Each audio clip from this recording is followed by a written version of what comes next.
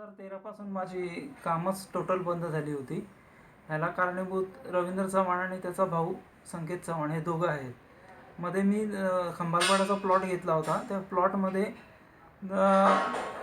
घेता घेता प्लॉटमध्ये संकेत चव्हाण इन्व्हॉल्व झाले, पार्टनरशिपमध्ये येतो म्हणून, आणि त्यांनी 7.5 करोड द्यायची बोलणी केली आणि दिले 2.5 कोटीच. आणि मध्ये त्या प्लॉटमध्ये खूप प्रॉब्लेम होत राहिले. मग त्यांनी काय केलं की प्रशांत देशमुख म्हणून ह्याला मध्ये टाकला आणि सांगितलं की हा तुझं काम सगळं सॉर्ट आउट करून देणार आणि ह्याला काय ते पैसे द्यायचे. तर प्रशांत देशमुखमध्ये आला आणि नंतर परत गायब झाला. आणि नंतर मग फोन करायला लागला की मी छोटा राजांचा माणूस आहे आणि मला हे सगळं तू कंप्लीट करून द्यायचं, मला शेटला पैसे द्यावे लागतील कंप्लीट करायचं असेल तर. तरी त्याने काम काय कंप्लीट केलं नाही. आणि मग संकेत चव्हाणने काय केलं की अँटी एक्स्टॉर्शन टीमला सांगितले की त्यांना पैसे द्यावे लागतील, कारण तुझा बोलणं ते प्रशांत देशमुखचं आलं आहे, म्हणजे छोटा राजानंच होता तो. ऑफिसरचं नाव काय? त्याने सांगितलं की आता विनायक वच म्हणून आहेत ते तुला हे करतील म्हणून, मग तुझा आवाज रेकॉर्ड करून घेतलेला आहे.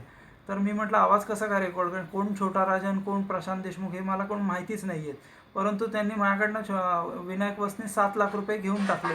हे संकेत चव्हाणच्या हातात मी पैसे दिले आणि त्याने सांगितलं विनायक वसला पैसे आणि तुझा आवाज रेकॉर्ड झाला, तो प्रशांत देशमुख नसून छोटा राजन होता. तर हे सगळं मी कन्फ्यूज झालो ह्याच्यामध्ये की नक्की कोण आहे.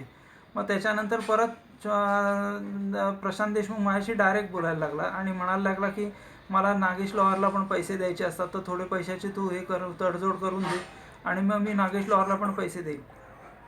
आणि त्याच्यानंतर परत मग असं करून रवींद्र चव्हाण मध्ये आले आणि माझ्याशी डील ज्यांच्याशी होत होतं त्यांना जाऊन त्यांनी दम दिला की ह्या डीलमध्ये पडायचं नाही, मी आहे, जो काय असेल तर मी बघीन.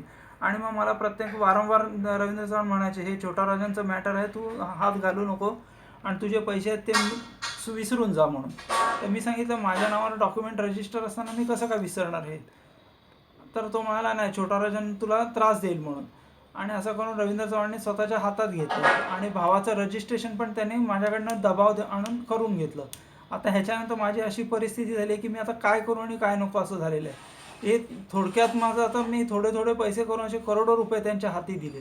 आणि हे देता येता मला लक्षात आलं की हे मला फसवतात, हे कुठल्याही प्रकारचं दबाव टाकतायत. माझ्याकडनं गाड्या घेतल्या, माझं घर घेतलं, माझ्या घरात स्वतः ते रवींद्र चव्हाण राहत आहेत आणि 3 गाड्या आहेत. 3 गाड्यांची एकही इन्स्टॉलमेंट भरलेली नाही आणि सगळे मला भरायला लागले.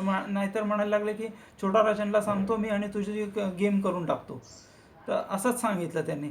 तर मी आता हैराण झालो की ह्याच्यातनं काहीतरी मला उपाय पाहिजे आणि काहीतरी मार्ग पाहिजे. म्हणून मी CMला लेटर लिहिलं आणि CMने आता अजूनपर्यंत काही दखल घेतलेली नाही आहे. आता बघू काय होतं, ह्याच्यावर मी आता निर्णयावर वाट बघतो. नाही तर मग आत्महत्या करून मोकळं होऊन जाईल.